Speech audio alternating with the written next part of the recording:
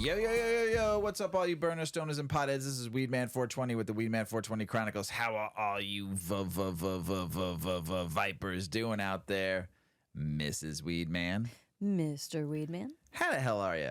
I'm a little under the weather, but I'm doing all right. But you made it to the show. I'm here. I might be coughing tonight. I might be sniffling. Maybe a nose blow. But I'm going to do my best. You got it. Hey, everybody out there in the world. Hopefully you're smoking some big fat doinks while you're listening to the show. And we're about to get a little normal here. And we're smoking some blueberry sangria that was given to us by our friend Big Earl. Mrs. Weedman, go ahead and light that up, and I'll tell you a little about blueberry sangria.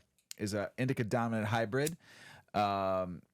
A delicious hybrid with plenty of soothing effects. Blueberry sangria is a great choice for any indica lover. Like its namesake, adult beverage Blueberry Sangria packs a sweet and fruity, sugary flavor with touches of spiciness and a hint of grassiness. The aroma is just delicious with a fruity grape berry overtone, accented by spicy earthiness and hints of fresh grass. The sangria high will settle in a few minutes after you finally exhale, beginning in the head with a lifted sense of happiness. A feeling of full-bodied calm comes next, washing over you and settling into your limbs with a lightly weighted sense that soon turns into heavy couch lock. Ooh. This combination will soon turn sedative, leaving you sleepy and dozing off before you know it. With these effects, it's around between 24 and 26% average THC level. Blueberry sangria is often chosen to treat patients suffering from chronic conditions such as chronic pain, insomnia, muscle spasms, or cramps, inflammation, seizures, and spasticity. The bud... I've got spasticity. I can't even say it. This bud has tapered, colonical, light green nugs with thick, long, light orange hairs and chunky, bright white crystal trichomes. Effects: calming, happy, relaxing, uplifting. Chronic pain, relieves symptoms of chronic pain, cramps, inflammation, insomnia, muscle spasm, seizures. Flavors: fruity, grassy, herbal, sour, sugary, sweet, and woody. Aromas are earthy, fruity, spicy, sugary, and woody. I have to say, we smoked this last night for the first time, and it got me. And I mean, I smoked a lot last night of it, but I was pretty much zooted, faded. It got me. It gave me a little bit of the shivers too, which I haven't had in a while. I had the shivers. And that lasted a bit for you. For about an hour. Yeah. Yeah. Lasted, I mean, I drank some cold water. I took nice fresh breaths, but it did give me the shivers for a minute. Dropped my blood pressure pretty good last night. But I will have to say I was very relaxed. Didn't feel any pain. I love it. I like it. I'm just not smoking as much for the show, but I did. I mean, we smoked a lot last night of it, and it was a new strain. My body wasn't used to that new strain. And we had already taken an edible. Yeah, that's true too. Had hit a couple other things early in the night. I think we were puffing on something. I think I was puffing on my pen. Yeah, and I'm using a glass filter right now, so I don't get sick because you're not. You're feeling cooties. I don't want cooties. So I'm using a glass filter over the filter just so I don't get. And that might have got me even more because if you look at the glass filter, it fills up with a lot of bud. It's a pretty good sized glass filter. So besides just hitting a normal joint, I'm getting that much more smoke. Ooh. You're going to get zooted. Not for the show. But I might. It is very good smoke. Very good high. So I highly recommend Blueberry Sangria if you can find it out there in the world, either to grow yourself or buy it at a dispensary or somebody you know who grows it and sells it. So, but I would like to say I had a very, very, very nice Labor Day weekend from Friday all the way till Monday when I recorded the Grow Hour. We had a great weekend. It was amazing. Friday was great. We had some people over Friday to relax and smoke a lot of weed. Saturday, we went to the beach. Yep. Just the two of us and Yuki. And I have to say, this dog amazes me. She was loving the water again. And this was different than the lake. I mean, we went to Lake Michigan. This is different than the little small lake we went to. She went right in the water, right? Loved it. Just at a regular beach. Just regular beach. Yeah. Loved it. She dug a hole that you couldn't see her anymore.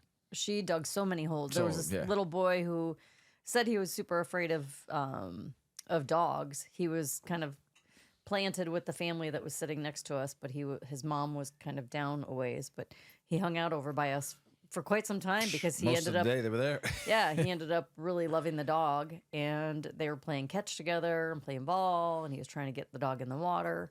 Yeah, she had a good old time, and he was counting all of the holes. He was like, "What is she doing?" 9 holes. Yeah.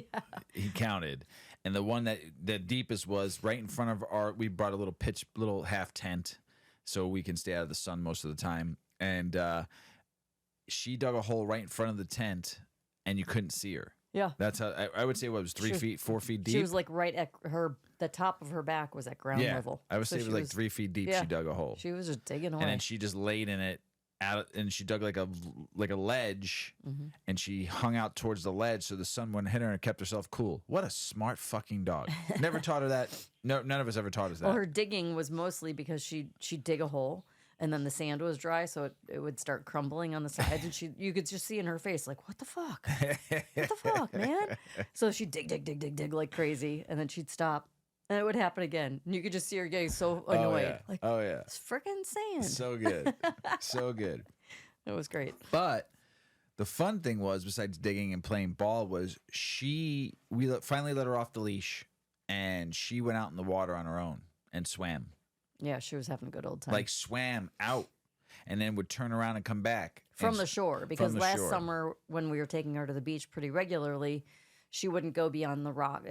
The lake shore is kind of sand, and then this lake is said to have a tide, and so there's kind of rock like a row of rocks, and then there's another row of sand, and then the water's edge is rock. Yep. And then you have to walk on rocks, and then they're soft like river rocks, but then they drop off, and then it's a clear sand bottom. It's super nice, but it gets probably to about 3 foot deep really fast. Yeah. And so last year she would never go past that break. She would just, where the rocks ended was as far as she would go.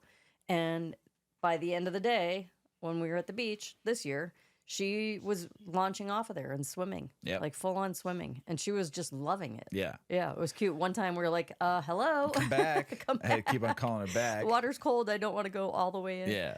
Please. And then the crazy thing is that we bought two tubes, and you were pulling her around the water. She's just laying in the tube. She would climb into the tube. It was like a mesh bottom raft, and she would climb into it and like chill out.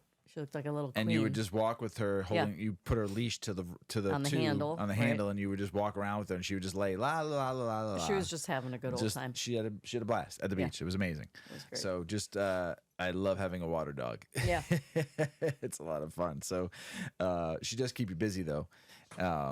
But the young boy that was hanging out with her the whole time kept her busy, so I got to sit down and relax for a little bit. It was kind of nice because all she wants to do is play.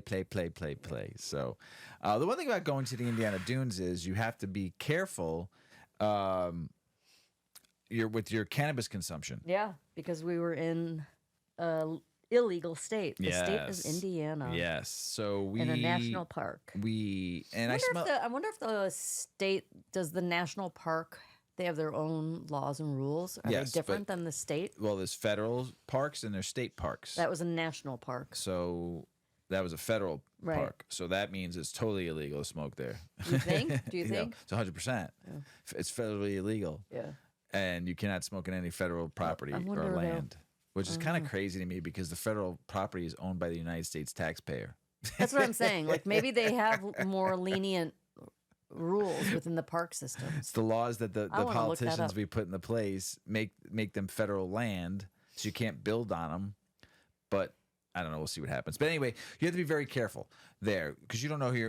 It was kind of busy, so it wasn't like a few times where we were able to smoke a joint and really puff some clouds. But this time it was too busy. We bought our pen. We stopped at we went to Michigan first. Stopped at a Michigan dispensary. Picked up a couple of live resin pen carts, and they were cheap there too, $25. Holy My gosh, for a full gram. And just like normal taxes. Yeah, normal taxes. It was like 10% sales tax, and that was it. Like the 10% included all the little fees and da-da-da-da-da. It was every 10% flat. It was great. What did you spend? I spent $52 and got two 1 gram, full 1 gram cart. Holy cow. This place was busy. It was as rosin, fuck. right? Live resin. Resin. This place was busy as fuck too. busy. It's part of the Potawatomi Yes. Indians Yes. tribe. So it's tribal owned, which is really cool. Jam packed though. Yeah. And They had a band playing outside. Yeah, they have a consumption lounge outdoors. It was really cool, but priced really well. And it was pretty good. It was pretty good live resin for $25. It was good. I mean, it didn't get me like zooted. No. But it was nice. It was It fine gave for me a daytime. nice, good high. You know, it wasn't crazy. But then we also bought cannabis drinks with us too. So I was even keeled the whole day. I bought a couple 5 milligrams and a couple 3s.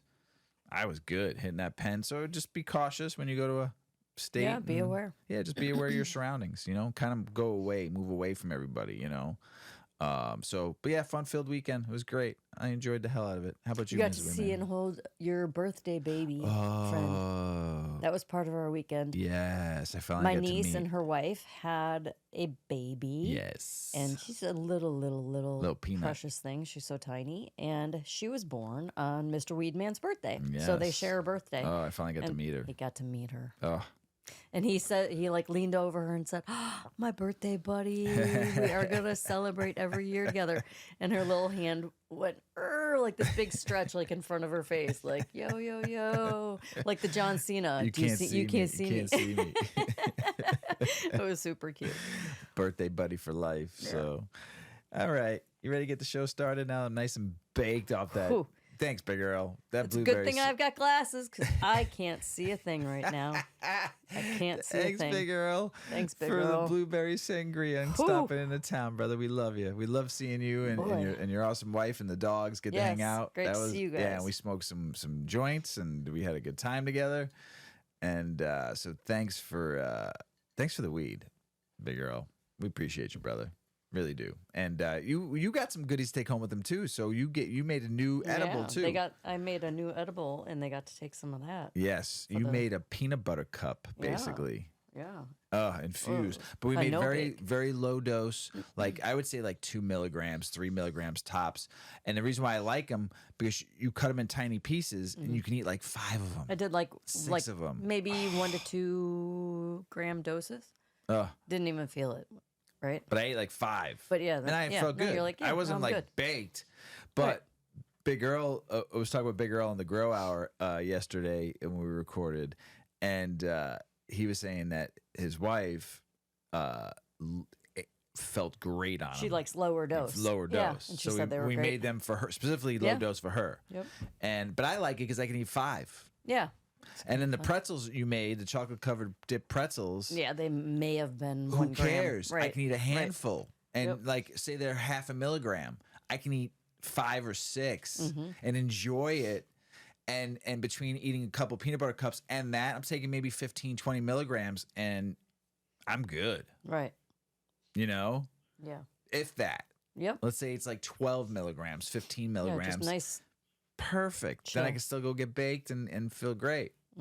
You know, so well done. And so Big Earl said kudos on those too. So. Kudos And to you, my friend. We gave some to T, and he's like, "Can Mrs. Weedman make like 100 of those?" And I want 30. I just want to eat them I just all want night. to eat and make some that are not infused too. So, kudos on a new recipe. It's good stuff. Thanks. I'm delaying because I'm high, so I'm just Yeah, doing right. conversation Yeah. instead of talking I serious. keep trying to look at the screen, my monitor, to see what I have to read. Oh, this is Good going to be a stuff. little bit of a Well, struggle. I talk first, so we're good. So I'm like dancing too. Like my feet won't stop moving. it is a indica feeling dominant zippy. 60-40, so you do get a Good. little bit This of. would be like yard work weed. Oh, there you go. There you Yeah. go. I got some. I posted that on Token Tuesday too. One of the nugs like that a was in good, that like- bag. It was a like- monster. A bike ride or like a good No, aggressive I walk. can't. A walk. Yeah, I wouldn't even say aggressive walk, but I can walk on Well, it. you might feel like it's aggressively exhausting. I need to sit down and look at the sky for a minute, please. Oh, how about that blue moon last week? Oh, though? yeah. that was It a was good. bright. Oh, that was like the closest. That was like that song. What? Sing the song. I don't know. La Luna. I know a song about the When moon. the moon hits your eye. yeah, like La a Luna. That was a pizza. declassify that some more. There you go. That's what it looked like. You could actually, to that moon, that song really played well. And you were singing it when we went out to the park and looked at it. Yep, I was. It was a beautiful moon. So if you missed that blue moon, it's not really blue, but it's beautiful. And it was big and it was You bright. see how blue the sky is. Oh, man, it was crazy. So yeah, that was I'm a good out weekend. of breath. It's almost like I'm working out and I'm not even doing anything. Well, I'm going to Maybe get this going. is a magical answer. You just smoke it and you feel like you exercised, and then maybe your brain thinks it did. Oh, gosh. Oh, boy. Let's go, Mr. Weedman. What's been going on in a lot of the news right now is the whole rescheduling and the ending of Schedule 1 cannabis being on there. It's been the big talk on it. So what Mrs. Weedman and I are gonna do is really go through the articles that I've picked to talk about, like where we were before this, kind of like where we're gonna, if the DEA gets off its ass and does what it's gonna do, is it the right thing to do? Are we happy of what's going on? Is it enough? And then Mrs. Weedman's going to talk a little bit about the history of how we got here, along with what the scheduling 1 through 5 actually really mean. And then we'll read a couple more articles of opinions of the 280E tax. And then Mrs. Weedman's going to give some top cannabis industry executive CEOs opinions. Do they, whatever. But they're the ones that are doing all the lobbying and spending all the money. So how to end marijuana prohibition with regard to the Controlled Substance Act. And this was done by NORML. More than 2/3 of the U.S. states and territories regulate the possession of marijuana for medical or adult use purposes, and 1/3 of the U.S. population resides in jurisdictions where the possession of the use of cannabis is legal for those 21 and older. Under the existing structure of the Controlled Substance Act, there is no federal classification that is able to accommodate the existence of these programs and laws as they exist today. This is because these states' legal regulatory structures were not designed in the manner that was intended to be consistent with the Controlled Substance Act. As a result, they currently operate in a manner that is clear defiance in federal prohibition. So, the mechanics of the Controlled Substance Act, let's just list these three. The drug or other substances has a high potential for abuse. The drug or substances has no currently accepted medical use and treatment in the United States.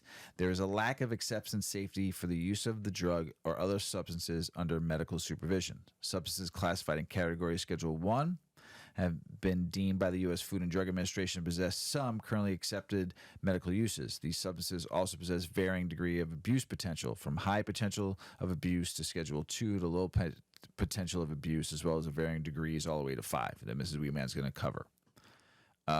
Cannabis is more analogous to substances not included in the CSA. Dietary supplements and vitamins, which are marked as a general wellness product, lack FDA approval. I don't know if anybody knows that. The FDA does not approve any vitamin, anything, which is so weird to me, and thus are not classified in any schedule. These products are regulated by separate specific federal regulations. The Dietary Supplement Health and Education Act of 1994. Similarly, alcohol and tobacco are not scheduled under the CSA. These two substances are descheduled. Therefore, state governments and the federal government both possess the authority to regulate these substances.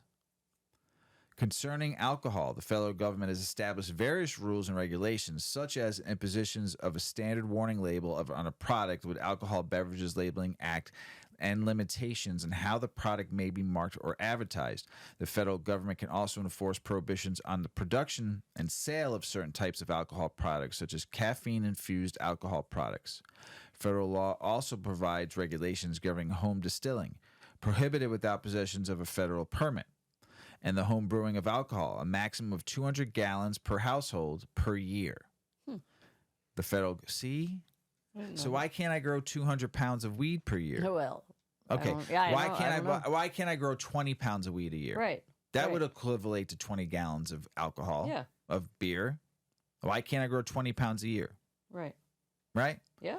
And give it and bag it and give it to my friends and family. Yeah, to people who want it. And just everyone chip in for what it costs. The federal government also possesses the authority to impose excise taxes on alcoholic goods and can impose regulations regarding the interstate trafficking sale of alcohol products, so you can cross state lines. States also possess wide latitude when establishing their own localized regulations governing alcohol productions and sales. For example, states set their own regulations regarding alcoholic goods may or may not be sold. State liquor stores, grocery stores, pharmacies, grocery stores, gas stations, etc., as well as on what days of the week. No Sunday sales like they used to be in Indiana. And even that's not anymore? No, I think they did that a couple of years ago. So, or maybe it was it was no sales on Sundays, and I think they finally did. Before noon. Yeah, they finally did. And even what hours during the day alcoholic beverages may be sold. No sales after 2 a.m. or no sales before 12 p.m. States possess the authority to raise or lower the legal drinking age of alcohol. States impose their own taxes on alcoholic beverages, and some states also impose a unique limit on the potency of alcohol legally sold in the state.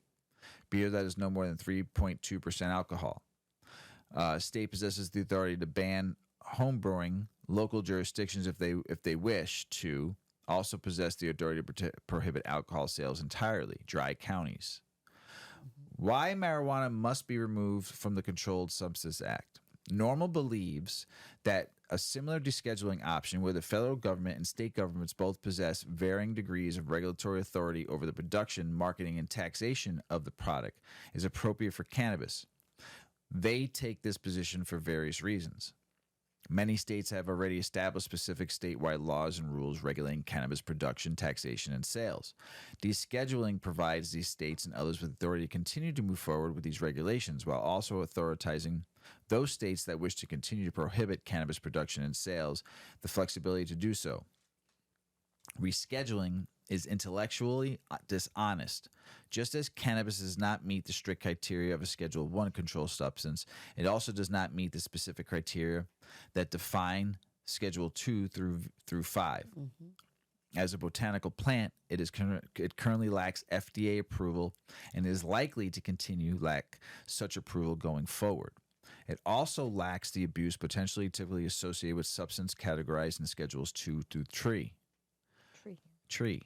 Further, substances in the scheduling categories are only available to patients under prescription of physician, therefore making such a classification inapplicable to cannabis in those states that regulate its adults' use. Rescheduling cannabis will not necessarily facilitate the clinical research. The federal policies in place that make clinical trial work with cannabis more erroneous than it is for other controlled substances, such as the requirement that all source material be purchased from the U.S. National Institute of Drug Abuse, NIDA's University of Mississippi Marijuana Cultivation Program, are regulatory requirements that are specific to cannabis, not to Schedule I drugs generally. Rescheduling cannabis to another classification does not necessarily change the regulations, at least in the short term. By contrast, descheduling cannabis would allow private companies to develop their own specific and proprietary controlled trials, formulations of cannabis, and allow them to legally test these products in FDA-approved controlled trials, with the goal of bringing such products to market. Congress has recently descheduled low THC cannabis plants. In December of 2018, Congress enacted a legislation removing low THC below 0.3% cannabis crops from a jurisdiction of the Controlled Substance Act. This change policy established dual regulatory authority over regulation of hemp to the both federal government and the United States Department of Agriculture and the individual states. Rescheduling cannabis altogether would be consistent with the existing policy in many of the states and federal regulations already established by the policy change. So, I have another article to read, but I'm going to take a sip of water real quick. They're content heavy. But does it make sense? But it's important. Yeah. Right. It's important. I mean, I worked on this all week to really come up with so everybody can get an understanding for this. Right. You know, so, I mean, I could have probably researched. I mean, I probably could have went through, like, on this show, literally like 60, 70 articles. Right. Like, that's how many articles about this and local news articles and that was on this. It was crazy. It was a big week. Yeah.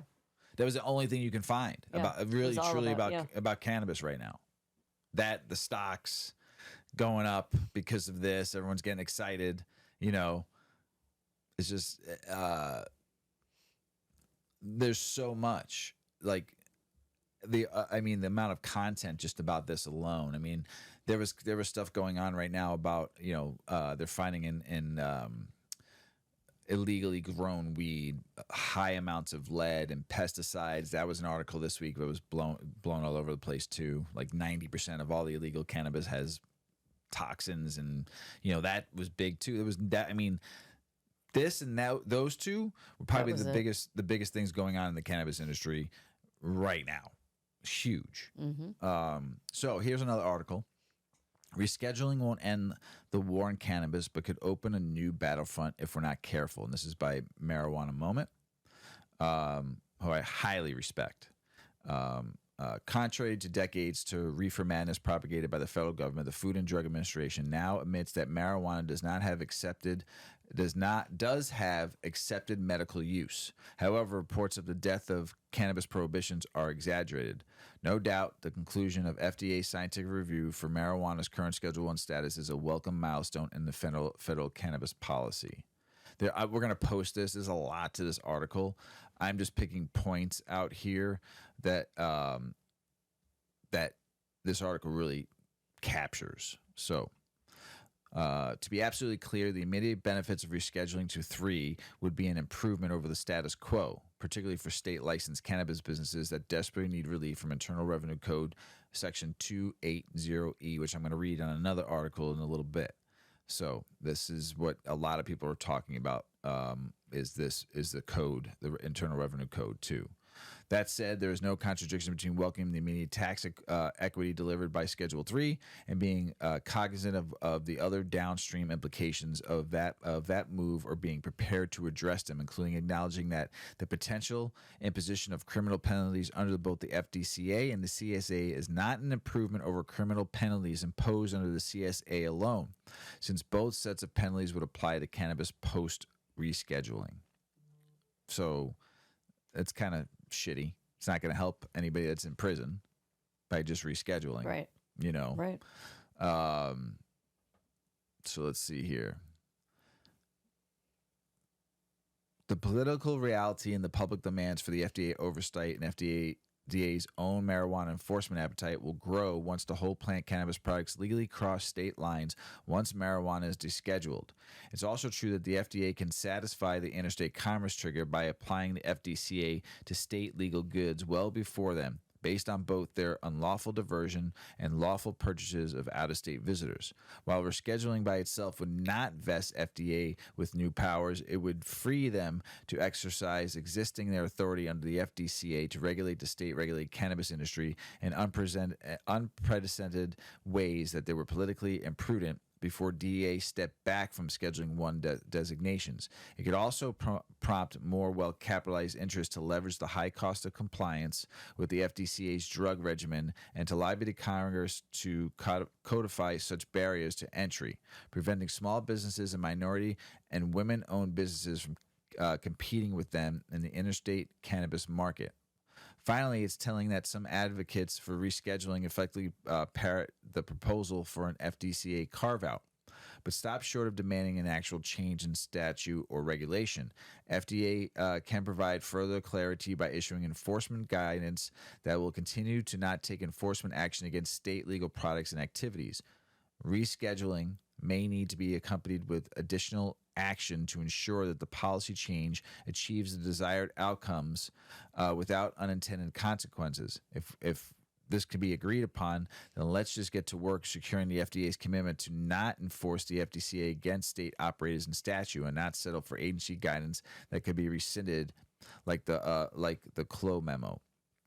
While FDA does not currently exercise its authority to enforce FDCA against state legal marijuana and defers to DEA to police Schedule 1 substances, there's an ample reason to expect the FDA will exercise the authority in the event of any move to Schedule 3 or lower, including descheduling.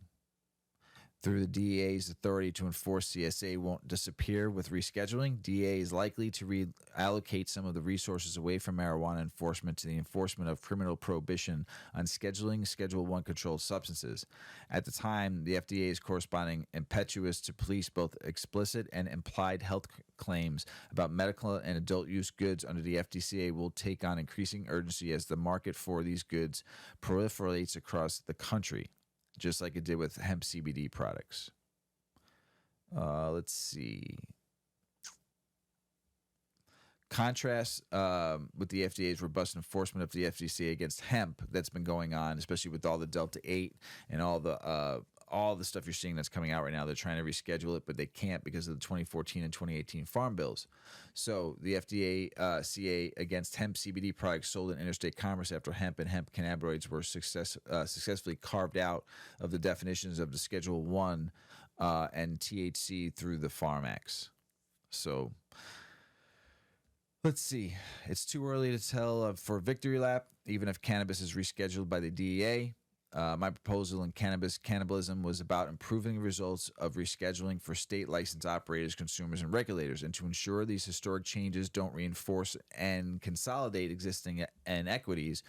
The observation and proposal are not intended to attack incremental reform, nor are they intended to discount the tangible benefits of moving cannabis out of a Schedule 1 or to invalidate the desperate need for relief from the IRC. But the writer worries whenever advocates appear to conflate the benefits of descheduling with rescheduling, the former would completely eliminate criminal penalties under 21 U.S.C. 8401 of the Controlled Substance Act, while the latter would not and would add exposure to criminal penalties under the FDCA as well. DEA still has the ability to enforce federal criminal penalties against state licensed cannabis businesses after rescheduling marijuana to Schedule 3. That's pretty big. So there's still much work to be done, even if DEA ultimately implements the HHS recommendation.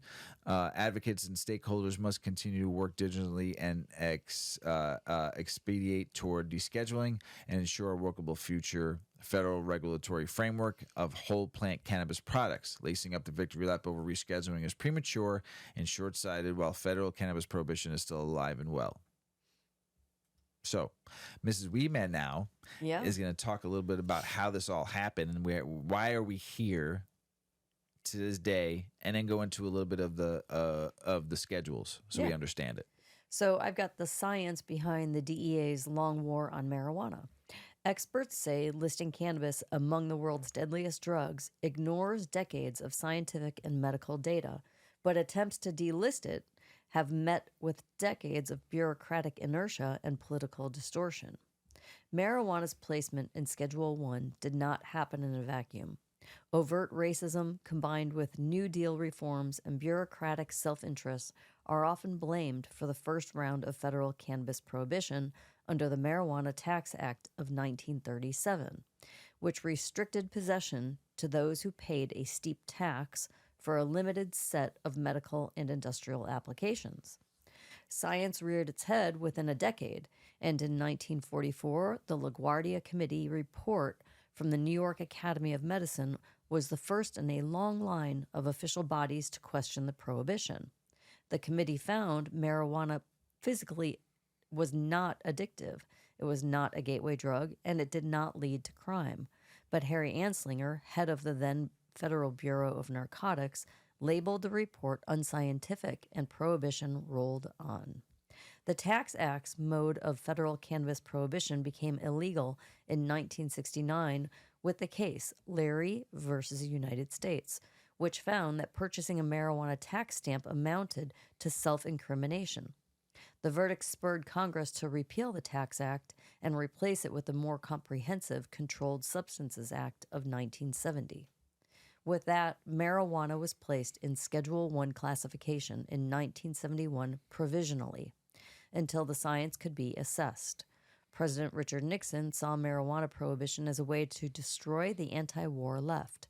According to private recordings of Nixon in the White House as well as statements from his staff, Nixon assembled the National Commission on Marijuana and Drug Abuse, what became known as the Schaefer Commission, to engineer scientific support for cannabis's Schedule 1 placement.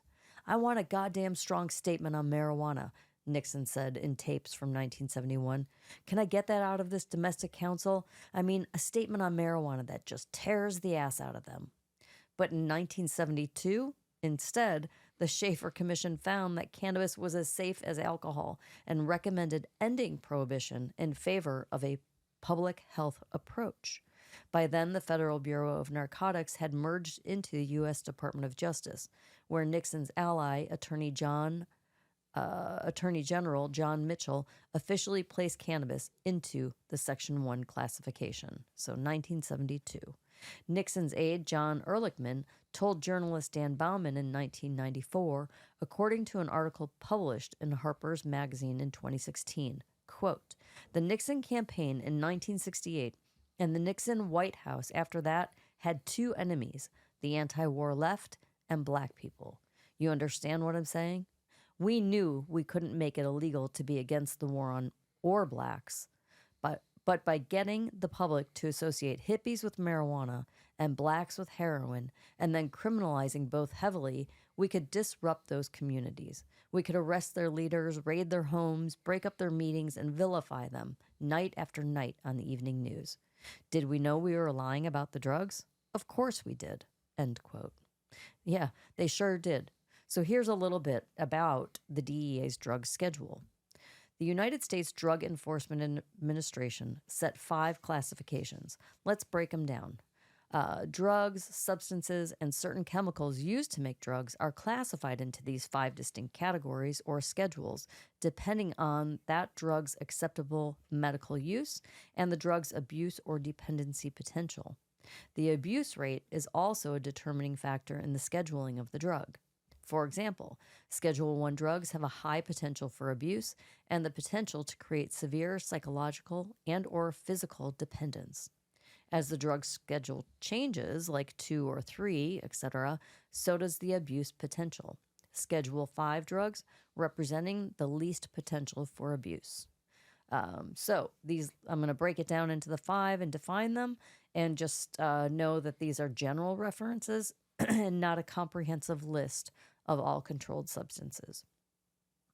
Schedule 1. These drugs, substances, or chemicals are defined as drugs with no currently acceptable medical use and a high potential for abuse. Some examples of Schedule 1 drugs are heroin, LSD, ecstasy, quaaludes, peyote. I'm mad about all of them. And cannabis. I'm mad about all of them. I know, but... Except for the heroin. But I'm mad about all those other ones you mentioned. All right. Well, a lot of people might agree. But hey, how could you even compare heroin and cannabis? Like that alone. Yeah, they're two totally different fucking ways to get high.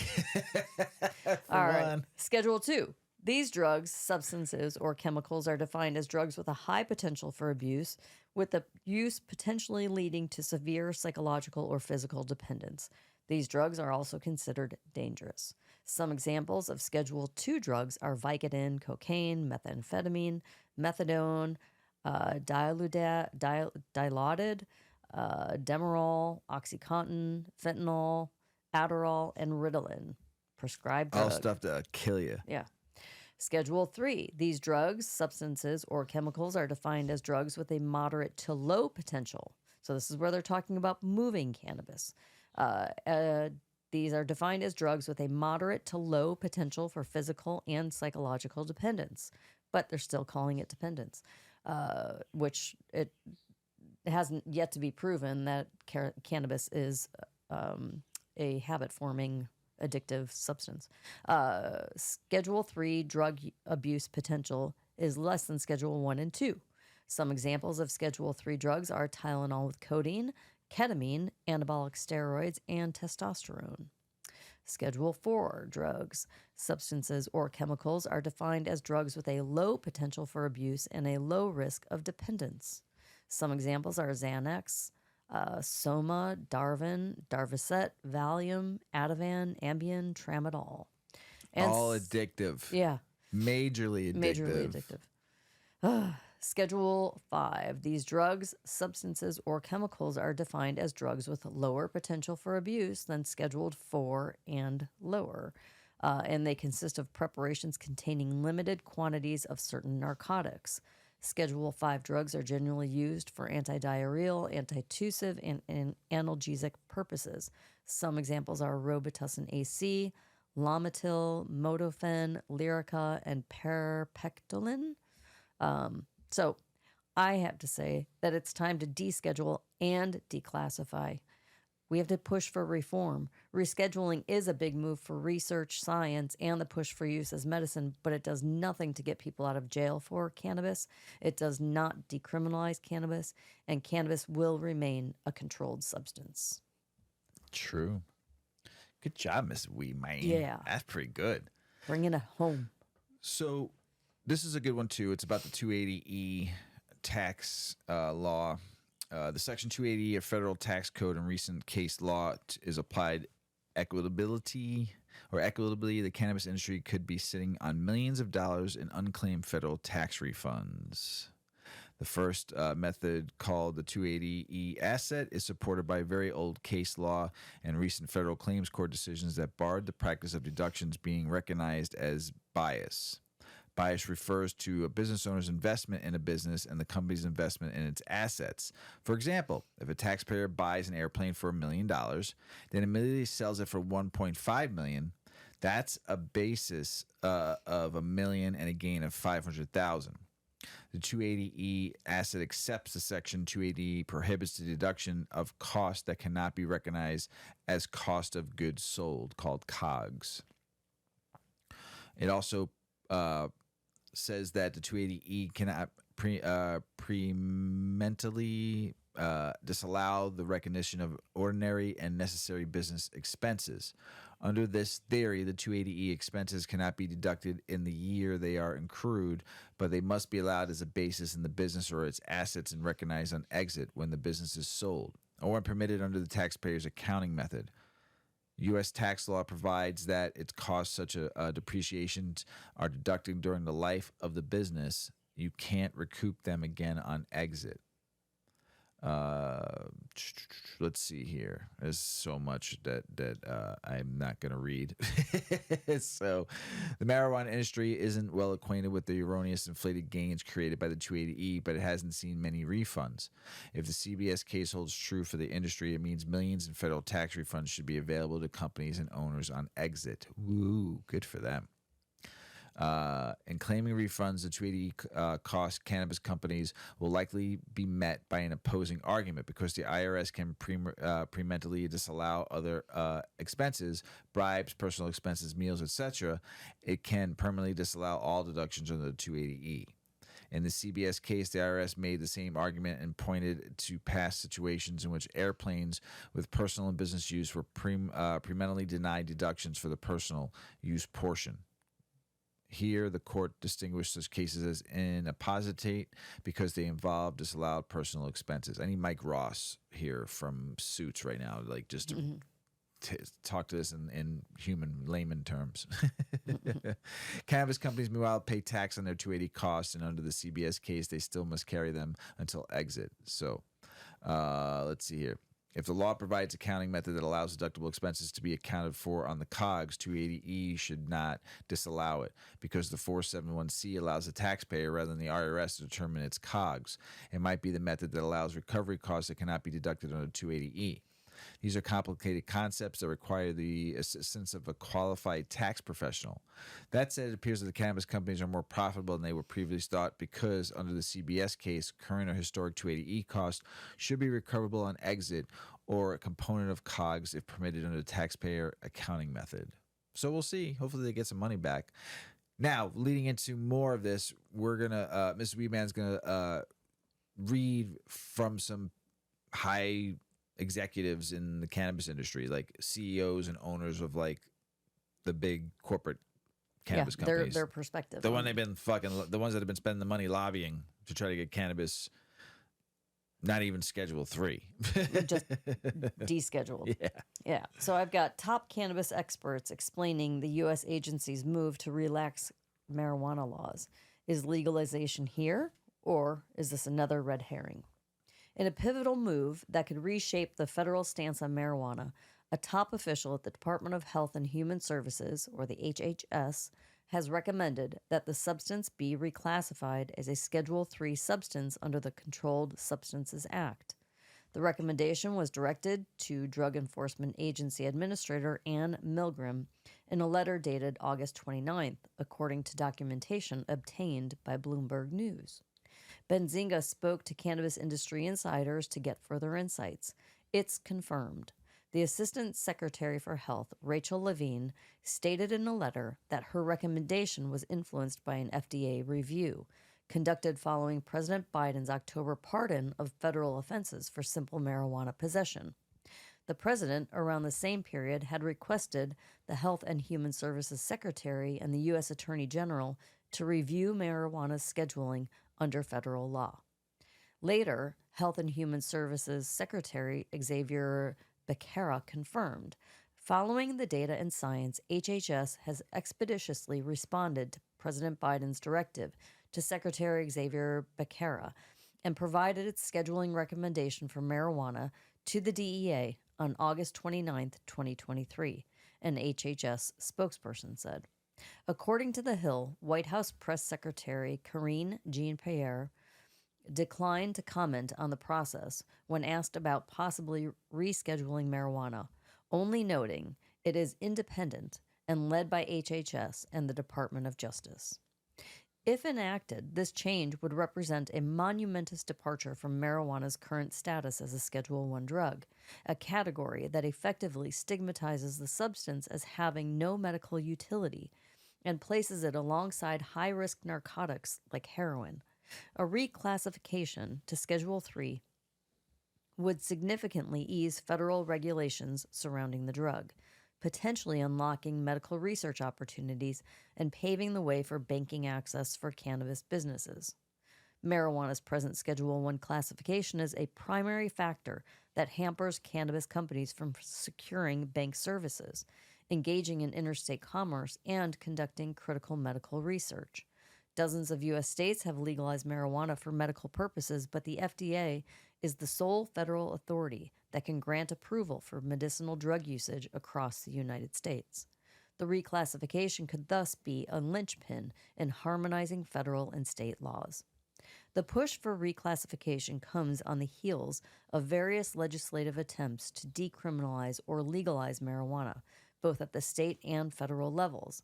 It also aligns with growing public sentiment for a more nuanced, evidence-based approach to drug classification and legalization. In an exclusive conversation with Benzinga Cannabis, former U.S. State Senator Cory Gardner said, "I've seen it described as monumental. I've seen it described as a very, very big event for the industry. But while this is a monumental announcement, there still must be congressional action included on things like the Safe Banking Act."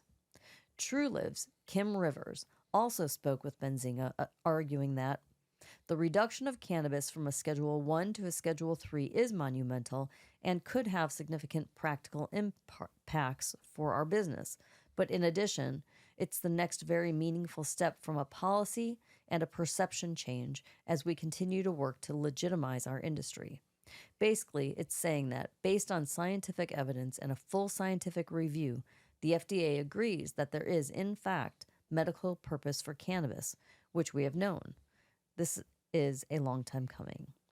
Rivers added that her company has paid more than $220 million of 280E taxes in the last 24 months. So, we think about what's to come for this industry and the ability for us to have additional funds to invest in the growth opportunities ahead. Then we have Cresco Labs' Charlie Bochtill. This is, quote, "a watershed moment for cannabis. This is something that we'll look back on decades from now as potentially the first official domino in federal reform," end quote. He too agreed that the most significant impact of this would be if cannabis is no longer under the draconian impact of IRS Code 280E. "I think that it's a very important step forward for all stakeholders of cannabis, and that includes people who aren't even in the industry, who have been negatively impacted by cannabis laws," he added. Weighing in on the issue as well was Curaleaf's Boris Jordan, saying, "The last time these markets rallied was when President Biden made a recommendation to the HHS requesting to review this matter." Jordan revealed that insiders had a sense that the process would move more swiftly than public expectations, which initially assumed a 3 to 5 year to a 10-year process, like it took for CBD. The HHS department had indicated a timeline for recommendations, he continued, and now it's delivered, a little bit earlier than we thought. In his opinion, this accelerated timeline could be influenced by upcoming elections, suggesting that the ultimate decision on rescheduling could serve as a political lever. Go figure. So the real question is, do they approve it in February? Congress basically shuts down in an election year, he said. Or do they keep this open until September and sign to approve this right before the election to get votes to go up? Jordan remains cautiously optimistic on the issue. And then finally, Benzinga spoke with Verano Holdings' George Archos. Quote, "This is unlike safe banking. This is a process that will go through the DEA. This is a big recommendation. This is a step toward making something happen and moving cannabis to Schedule 3, which changes our entire business." End quote. This is an opportunity for social equity entrepreneurs to finally succeed, he went on to say. They've been stuck in limbo, not being able to raise capital, access banking, etc. So this will change all of that. So the corporate stakeholders seem to think that this is all great, but across the board, in the big picture of things, it's really not enough. There's a lot of controversy on this right now. There's a lot of We'll keep up on it and see what happens. Who knows? I mean, right now it's still not done yet until the DEA. All it is just talk until the DEA approves it. Yep. So, Illinois for August sales, $139 million. Out of state was $34 million. So pretty big month. It was a record month from last August, but not a record month overall. July just did 140, and still the biggest month was December of last year. So I mean, but still a good month. I talked about this. There's a vote coming up with Cherokee tribe. It'll be the first legal sale of recreational cannabis in North Carolina, and the vote's coming on Thursday. Now, here's the crazy thing. The federal government now is trying to tell them not to do it, but also now trying to withhold funds from tribes and states that legalize adult use cannabis. So, Chuck Edwards from North Carolina introduced a proposal last week that would withhold some federal funds from the states and tribes that have legalized cannabis for adults. Well, here's what I say about that. And I think I said this on a prior episode. Fuck them. Do it your way. Stop taking handouts from the federal government. Tell them to stick their money up the ass, unless you really, truly need it. But if you can start yourself your own cannabis industry in North Carolina, and it's not even legal there yet, medical, rec, and you got what everybody wants, oh boy, you're going to be fucking busy. You'll blow any amount of money that the federal government's going to give you, and you control your own destiny. I don't know, do what you need to do. Judge denies bid to stop massive weed recall in Missouri, but it's not over yet, so we'll see what happens. Little old Connecticut, just killing it. Recreational weed sales are getting higher since January, $68 million worth, and that's an average of about $9.8 million per month. Good for them. Really good. Maryland, though, did $92 million last month. Jeez. And flour did $55 million, of course. The queen. Concentrates did $24 million. Infused edibles did only $6.2 million for infused edibles. Wow, that's a big reversal from concentrates that are usually on the lower end. I guess Maryland understands concentrates. Infused non-edibles, 5.2. Shaker trim, 512,000. And then the cannabis plants themselves, $9,000. So get some home grow. I say this, and I've said it, and I'll say it again. Women will rule the world one day. It's going to happen. That's right. So should we start taking your buying power seriously in cannabis? Yeah, that's what we've got here in this article. The feminine point of view has commanded 2023. Summer tours from Beyonce and Taylor Swift unleashed the spending power of women and created an economic tsunami of value in each city they visited. Barbie smashed the box office, earning over $700 million on its opening week, $1.2 billion worldwide, and becoming the single hottest grossing Warner Brothers film of all time. The cannabis industry data echoes this sentiment. The power of female cannabis consumers is on the rise. For female adults aged 19 to 30, 44% of those surveyed in 2022 in a National Institute of Health funded study said they used cannabis in the last year. 44%. The number of women aged 25 to 54 years old working in the U.S. simultaneously also, here we got, this is cool, hit a historic high of 77.8%. So working women, smoking weed. In June, that statistic came out from the Bureau of Labor Statistics. Consumers want to buy weed from women. 46% of respondents to a 2021 Weed Maps consumer survey said that they want to visit women-owned cannabis businesses. But the industry's harsh landscape has made progress a challenge. The amount of women-owned businesses isn't quite as high as it once was. In Illinois, it was like female heavy, and then that probably 2019-ish, it just 2020, it just scaled back big time. In 2022, MJ Biz Daily data found just 23.1% of cannabis businesses are women-owned. But women continue to drive the conversation forward, despite the obstacles in the cannabis industry. The revolutionary weed capitalists are tapping into the feminine. A proliferation of women-oriented products, as well as events that offer a glimpse into a new world and a different vibe that has historically driven the predominantly male-centered weed industry.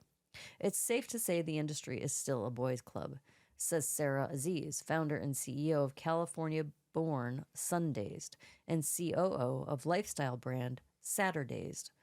In a 2023 national survey, 66% of women stated they hide their consumption practices because of stigma. So their consumption already has a bad reputation, says Aziz, who brings to cannabis a background in luxury hospitality. The female and minority-owned cannabis brand Sundazed is proof that feminine and quality can be synonymous, offering up potent weed from award-winning growers, all in a Barbie pink aesthetic. The founder says she didn't see enough cannabis brands that connected to the luxury world and to be a proper cannabis lifestyle brand. Aziz says Sundazed must fully encompass the lifestyle of the modern feminine consumer. Modern consumers are hungry for more representation. Women made up almost 48% of new customers in the industry in the last few years, and Gen Z women are the fastest growing demographic in the industry. So it's a fact that there are more women consumers than ever before, and it's not slowing down, the founder says. It's important for my brand to appeal to feminine consumers.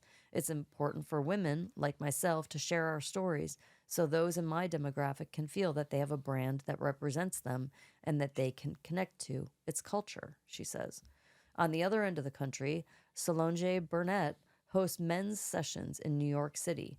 Burnett is a strategist, creator, and founder of Weed Auntie, and also co-founder and chief culture and community officer of Irvin AI, a data collaboration platform. She is tapping into a more empathetic and nurturing side than is usually seen in the event space. During her experiential marketing events, Burnett often showcases brands that are born of women, queer folk, and people who traditionally don't have the financial capacity to market their products.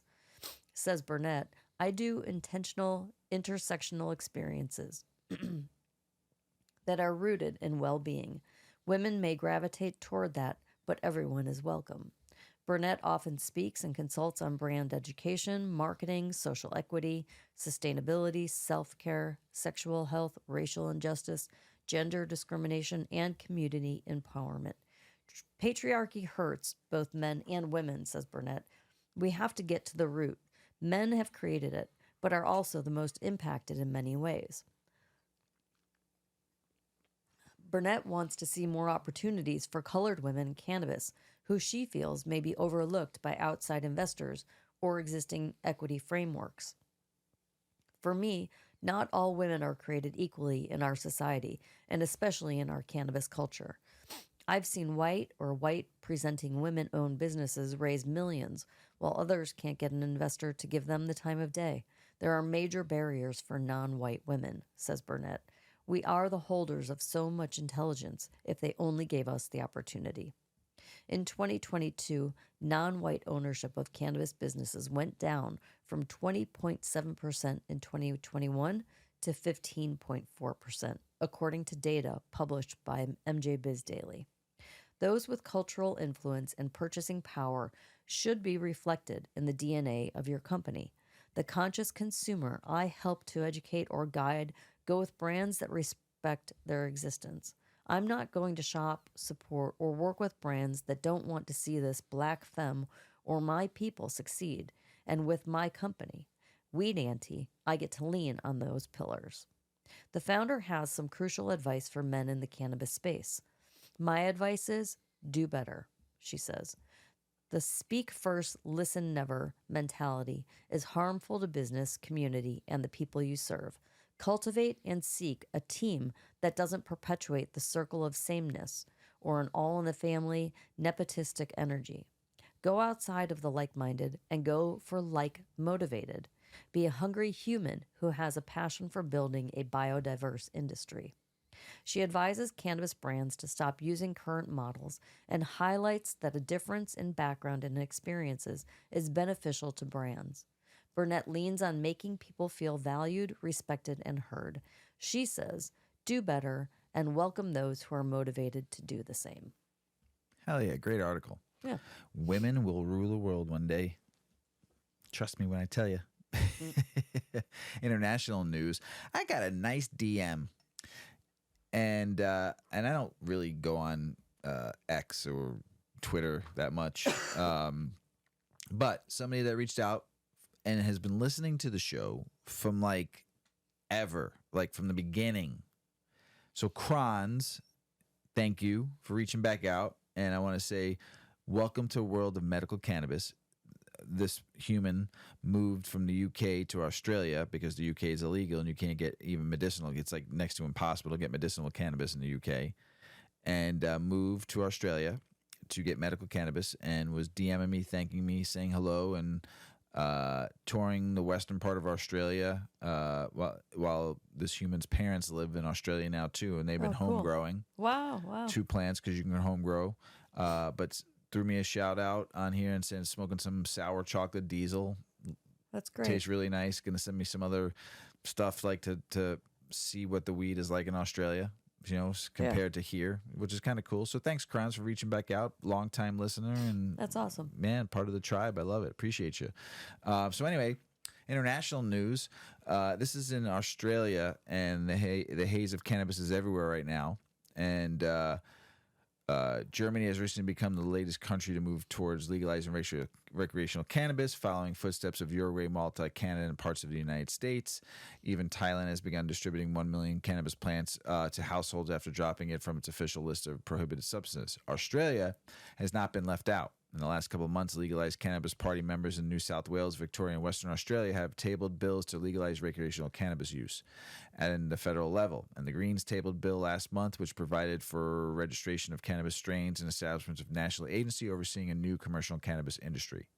So the Australian Capital Territory is showing the way forward. In 2020, ACT passed a law to allow people to possess, use, and grow cannabis. It's now legal to grow up to 2 cannabis plants per person, up to a maximum of 4 per household for personal consumption. We have been studying the experience of these cannabis growers in the ACT.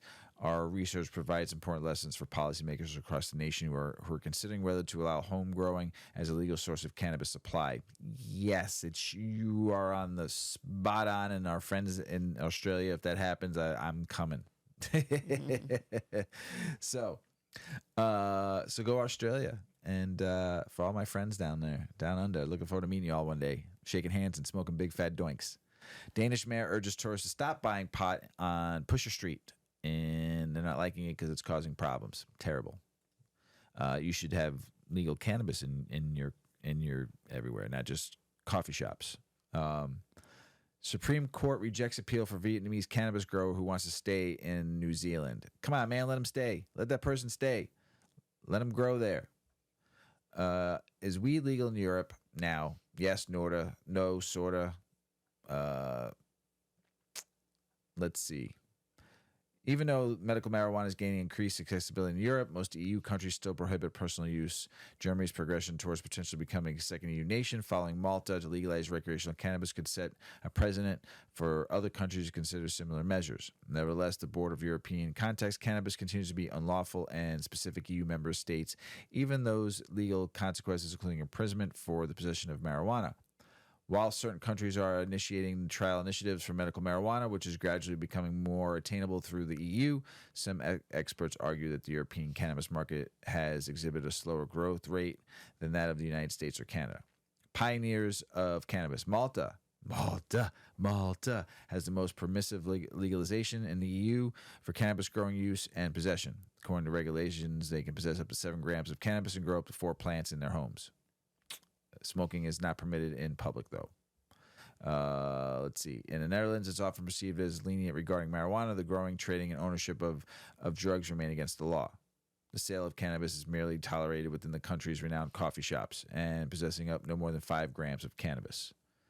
Let's see. Portugal implemented cannabis decriminalization in 2001, whereby the consumption and possession of small quantities are treated as administrative offenses. In Spain, private consumption is prohibited, but partaking in public is considered an offense, leading to fines.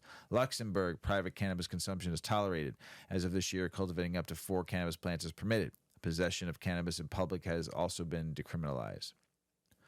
So, Denmark, for instance, has introduced a pilot program in 2018. In 2019, Ireland initiated a 5-year pilot program. France launched a medical cannabis pilot program in 2021. Czech Republic and Germany, where patients have the potential to receive reimbursement for medical cannabis. There are other countries where the patient bears the entire cost. So, evolving international cannabis legal status, I'm just shocked. So, I mean, how where they're at and where they could be and should be,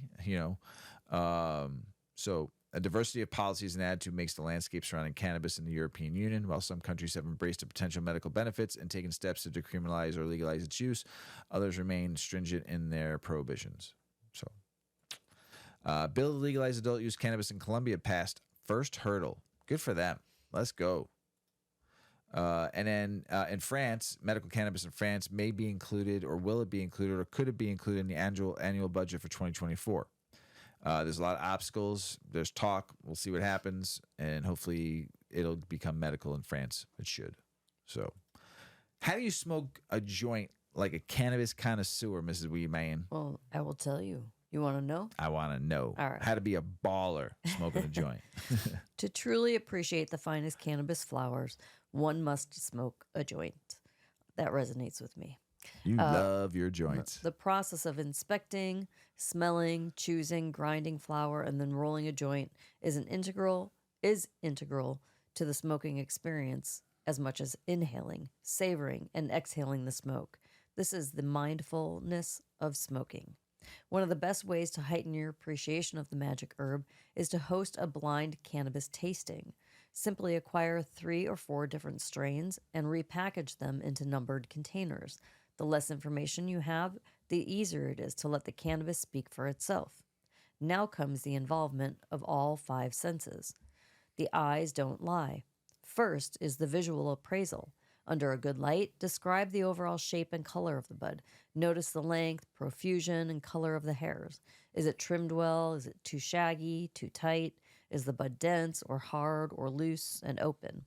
Finally, using a 60-time mini microscope, check out the trichomes and look for clear, cloudy, or amber color. If the stalks of the trichomes have no round tops, chances are the cannabis was machine trimmed or mishandled in some way. Follow your nose. The second is the assessment of the fragrance.